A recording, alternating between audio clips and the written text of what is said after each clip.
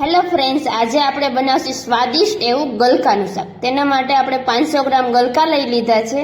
હવે તેને આપણે છીલી લેશું. ગલકા આપણા છીલાઈ જાય પછી હવે આપણે તેનું ઝીણું એવું કટિંગ કરી લેશું. આપણું કટિંગ થઈ ગયું છે ગલકાનું. હવે તેનો કરશી આપણે વઘાર.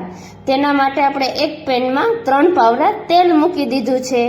હવે તેલને આપણે ગરમ થવા દેશું. તેલ આપણું ગરમ થઈ ગયું છે એટલે હવે એની અંદર આપણે નાખશી રાઈને બધી ફૂટવા દેવાની.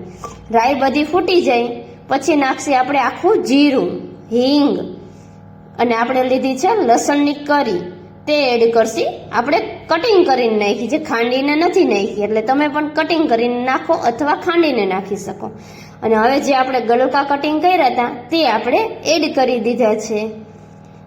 હવે તેની સરસ એવું હલાવીને ચડવા દેશી. હવે એની ઉપર માથેથી નાખશી હળદર.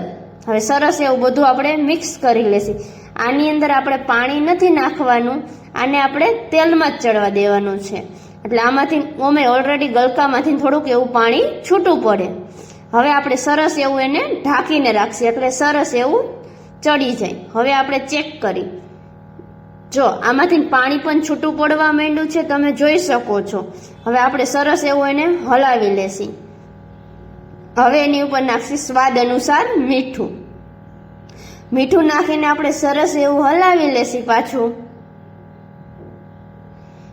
જો તેલ કેવું સરસ છૂટું પડવા માંડ્યું છે અને આપણા ગલકા પણ ચડવા આવ્યા છે. એટલે હવે એની અંદર આપણે નાખશી ટમેટા નાખશી એટલે થોડીક ખટાશ આવે એટલે સરસ એવું લાગે. હવે સરસ એવું હલાવીને પાછું આપણે ઢાંકી દેશી.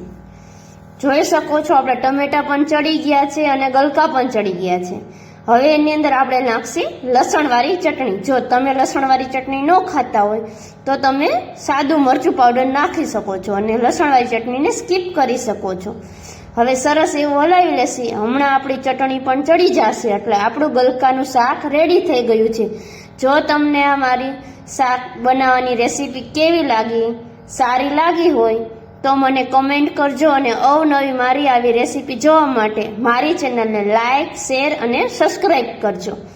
અને હવે આપણે ચડી ગયું છે એટલે એની ઉપર નાખશી ધાણા જીરું ખાંડેલું. અને હવે આપણે સર્વ કરવા માટે તેમાં કોથમીર નાખશી. Thank you.